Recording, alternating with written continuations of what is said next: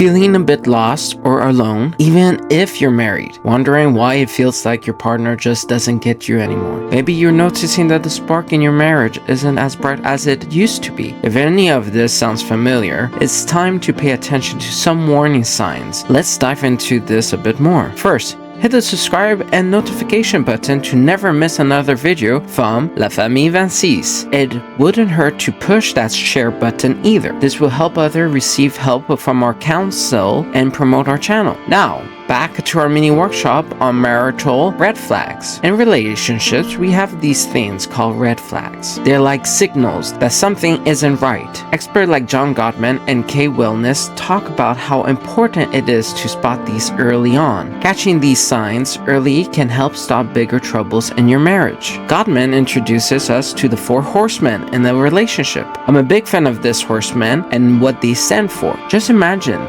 these 4 men riding into your relationship holding red flags. These flags being a major clue that things just aren't right. The red flags stand for criticism. This is when you are picking at your partner's character, not just what they did wrong. Contempt. This means you're looking down on them, maybe even mocking them. Defensiveness. This is when you throw the blame back at your partner instead of owning up to your part.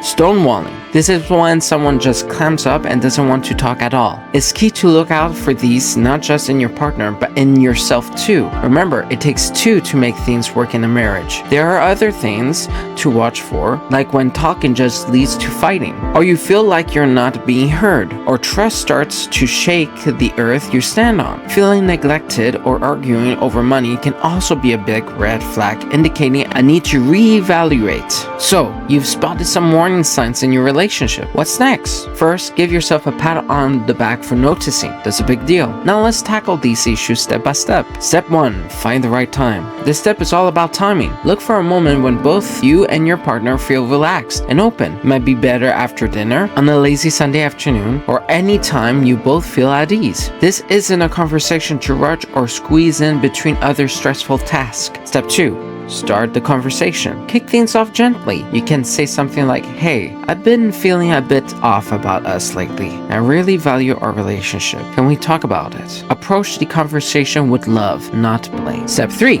Listen and share. As you talk, really listen to what your partner says and share your feelings without pointing fingers. Use "I feel" statement rather than "you make me feel." This keeps defenses low and open up space for honest, productive conversation. Step 4. Take a break if needed. If the temperature of the conversation starts to rise, it's totally okay to hit the pause button. Say something like, "I think things are getting a bit heated. Let's take a break and come back to this conversation in a bit." Agree on a time to revisit the discussion, maybe after a walk or a cup of tea. Step 5.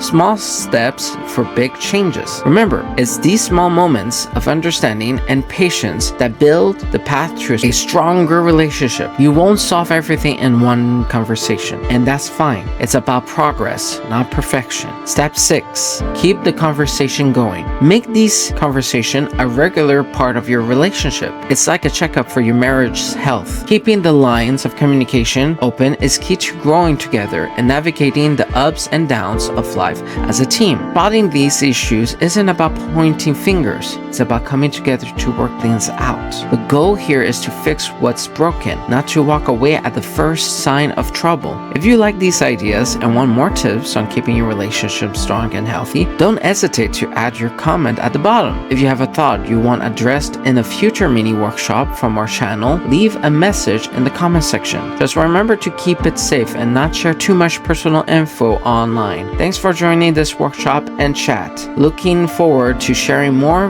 with you next time. Stay strong and keep working on making your marriage the best it can be.